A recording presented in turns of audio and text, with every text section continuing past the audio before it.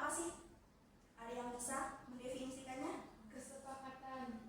Ya benar, bisa diartikan sebagai kesepakatan. Nah, jadi dapat disimpulkan ya bahwa kata janji ini itu secara sederhananya bisa didefinisikan sebagai sesuatu yang harus kita sepakati dan juga kita tunaikan dan juga harus kita realisasikan. Jika kita mengingkarinya, otomatis kita akan mendapatkan sanksi. Misalnya contoh kecil, saya berjanji dengan Vinky misalnya.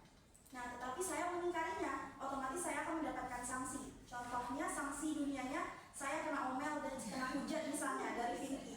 Kan sanksi di dunia, dan sanksi di akhiratnya tentu kita saya akan mendapat dosa karena dalam Islam itu sangat melarang untuk mengingkari janji. Nah, setelah itu ibu ingin pertanyaan satunya lagi itu terkait contoh nyata dari bentuk rasa syukur kita kepada Allah Subhanahu wa Ta'ala itu apa?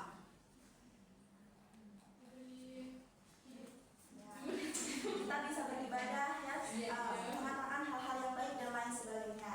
Nah, mungkin cukup sih ya rasa ibu itu kalian sudah mencukupi untuk materi yang sebelumnya itu. Nah, sudah bisa kita lanjut ke materi yang selanjutnya? Bisa.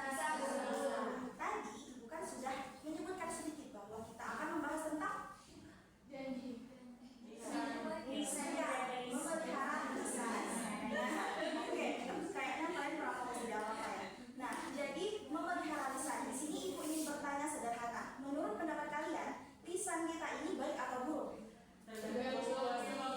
Nah, tergantung di sini tergantung itu maksudnya apa, Bu? Ya, tergantungnya itu kita menggunakannya itu ke arah yang kebaikan atau ke arah keburukan. Itu tergantung kita yang mempunyainya, yang mengelolanya ya, teman-teman.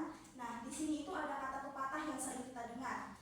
Mulutmu adalah mulutmu. Nah, yang artinya mulut sekecil ini itu bisa loh berakibat fatal jika kita menggunakannya itu tidak baik, teman-teman.